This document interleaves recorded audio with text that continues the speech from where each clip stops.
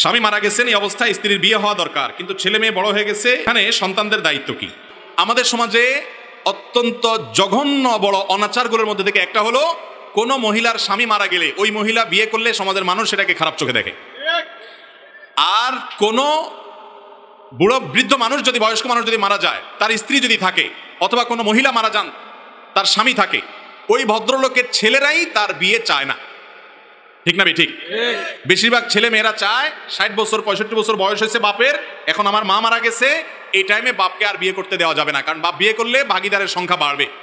আছে না নাই? এই সন্তান হলো কুলাঙ্গার সন্তান। এই সন্তান হলো কি সন্তান? এই সন্তান হলো অমানুষ সন্তান, স্বার্থপর সন্তান, যে সন্তান শুধু নিজের স্বার্থ চিন্তা করে। কথা কি বুঝাতে পারছি? অতএব বাবা মা তারা বয়স হয়ে গেলে, আপনার বাবা বেঁচে আছেন, মা মারা গেছেন, তার এখন সঙ্গী দরকার, কথা বলার জন্য একটা মানুষ দরকার। একাকী থাকতে পারে না, নির্জনতা অনেক কষ্টের, বৃদ্ধ বয়সে ডিপ্রেশনে ভোগে। এই জন্য তাদের দিকে তাকাতে হয়। যে কয়দিন আগে যে ভদ্রলোক পিস্তল দিয়ে আত্মহত্যা করে মারা গেলেন, সারা দেশ তোলপাড় হলো, তার স্ত্রী এক দেশে, বাচ্চারা এক দেশে, সে একা একা ডিপ্রেশনের মধ্যে থাকে।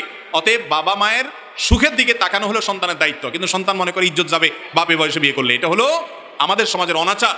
কোনো মহিলার স্বামী মারা গেছে, সমাজের নেতাদের উচিত ওই মহিলাকে উপযুক্ত পাত্র দেখে তার পছন্দ মতো বিয়ের জন্য সহযোগিতা করা।